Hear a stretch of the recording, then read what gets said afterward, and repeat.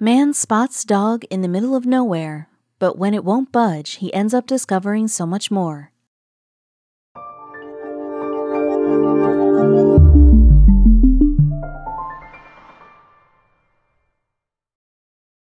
But before we start, please make sure to subscribe to M&R TV and hit the bell so you never miss any upload from us.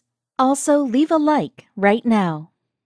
We all know how important it is to help others. When we help people, it's always a mutual benefit because not only do we help solve others' issues, but also feel a sense of fulfillment ourselves after doing so. And just like humans need help from others, there comes a time when animals need help too. A man wanted this dog to move, but the canine would not budge. He got a little curious and looked into the matter a little deeper to find out something astonishing. So when the first time came for Martin to take Charlie the dog for a walk, something happened. He just took him to take a stroll around their small estate, but when Martin returned, he came home alone. He was also panting and weeping. "Where's Charlie?" his mother immediately asked as she brushed the hair off his sweaty face. He's outside," he replied. And then, when his mother was informed about Charlie's whereabouts, she told him to take her there. And so his mother took Martin's hand, and they stormed down the road to locate Charlie the dog. When they finally spotted him, they saw that he was playing with a neighbor's Alsatian. She was heartbroken. There was no chance of her son being able to play worry-free if such a fearsome animal was always there.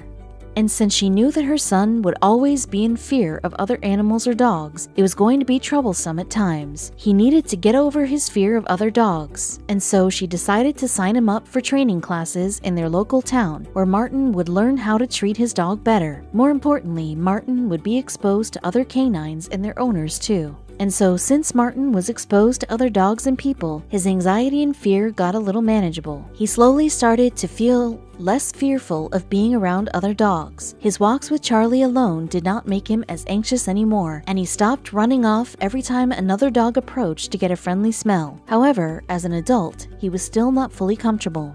And after he went to training, Martin was able to bear being around other dogs more and more. His fears did not consume him like before. He was not in fear for the safety of his life, but that did not mean that he was okay with random animals around him either. Charlie's irrational fears were slowly mellowing down. He did some self-reflection and was aware of how ludicrous he was. After spending time with other animals more and more, Martin slowly loosened up a bit. He took some time to work on himself, and now he could see that most animals were harmless. However, he could still sense his heart beating faster each time he crossed paths with a stray. And on his way home to work, Martin found himself in a very confusing situation. So what exactly happened that day? Martin made his way home to Charlie. Well, it was certainly an experience that he would not forget anytime soon. He was walking all by himself on some back roads in Coulterville, California, which was a very remote area. "I didn't know which road to take, so I just picked one," he later described. As Martin was returning home, he could not wait to get to his darling dog, Charlie. But he met someone, on the way home. There he spotted something strange that took his attention. "That's when I noticed there was a dog just laying in the center of the dirt road out in the middle of nowhere," Martin explained. "The dog looked drained with its paws folded. How could he walk away?" Martin got a little scared of the dog, like he had always been with strays, and as an attempt to clear his path, Martin threw sandwiches to the roadside in the hopes that the dog would run towards it. However, the dog refused to do so. "Shoo! Shoo!" he screamed, in another attempt to scare the dog away. Martin stomped the ground as hard as he could, but nothing happened still. After taking a closer inspection of the dog, Martin saw a leash hanging from his collar. What could this mean? He looked around but saw no signs of the dog's owner too. What had happened to the dog, and why was it lying there motionless in the middle of nowhere? Martin got inside his car and started his engine, but his mind was still wondering why the dog behaved that way. And in an interview he gave later, Martin explained what exactly happened when he encountered the dog. "Something inside me said, 'Try again,'" Martin revealed. "It was like the dog was saying, 'Everything is wrong. My owner is around here somewhere, don't leave yet.' So I got out of the truck and started another video. That's when I heard something." And so when his gut told him not to drive off, Martin knew he had to do something. After all, he knew he would not be able to shake off the experience he had that time, even if he wanted to. And so Martin got out of his car to clarify his doubt. He then followed a howling sound coming from a little further, and what he saw there was absolutely shocking. He found a dog lying beside an old man. What was going on here? And so Martin was startled but rushed quickly towards the old man. He gave him some water, and this old man was able to share his tale. He told Martin that he had unfortunately fallen from the road and down the hill. He had injured his leg and could not move. He told Martin that he had been waiting 7 hours for a passerby to notice his cries, but no one seemed to hear. It was fortunate for him that his 2 dogs understood the fact that he was in trouble, and the old man needed to get some help as he could not even stand up. He had ordered one of his dogs to give him shade from the blistering sun, while the other one had to stand by the road to hopefully get some help. Martin was blown away by their obedience and loyalty, but he still needed to act quick. Since Martin did not know how to handle the situation by himself, he did what he thought would be most helpful. He quickly took his phone out and called 911, and when the emergency services reached the site, they were not able to take the old man's 2 best friends along. "Could you watch them for a few hours? I'll get my daughter to come pick them up this evening. They're really no bother at all," he pleaded Martin. And like we must have already guessed, Martin felt a little uneasy. He did not know if he was capable of handling the 2 dogs by himself. There was another concern that was swirling around his head too. Would his dear dog be okay with 2 playdates? Would he himself be able to look after the dogs and maintain his cool? "Okay," Martin responded as he took the dogs' leashes. And since this was the first time ever that Martin was handling someone else's dogs, he was nervous and a little scared too. He could feel his body shake as he planted the 2 pups in the boot of his car. The 2 dogs were howling as he drove away from their owner. He had to calm himself as his grip on the driving wheel tightened. He had to convince himself that they were harmless. He had to control the thought on his mind and tell himself that these dogs would not harm him. He was restless the whole way home while driving the car, and upon reaching home, Martin gave the 2 pups some much-needed water. Afterward, they basked in the sun with Charlie in Martin's garden. Martin then thought about what the old man's fate would have been if he had not gone to inspect. Martin had a lot to take in that day. He took charge of his fears and took the dogs in. He did some self-reflection after the accident. "There was just a series of events that took place to put me there," Martin stated. "It was kind of overwhelming after the fact how everything transpired to bring me there at that point." The old man's daughter then came to pick up the dogs the very same day as he said she would. And when she got there to fetch the dogs, she extended her gratitude toward Martin. She was grateful for his kindness. Martin looked to this incident as a sign. The normal thing he would do was to avoid any stray dog he met. However, for some reason, it was impossible for him to ignore the dog. All in all, this story is a good reminder that helping someone is always a reward. With this story in mind, here are a few jobs that dogs have mastered performing. There are so many different kinds of service dogs. Dogs have taken duties as mobility assistants, hearing dogs, guide dogs, seizure alert, psychiatric service, autism dogs, and some pups can even detect peanut allergies. All these dogs work hard in improving the lives of their human owners to have a more independent way of living. Have you ever heard of therapy dogs? Well, if you have not, these dogs are certified comforters and have been trained to give individuals in hospitals a calming company.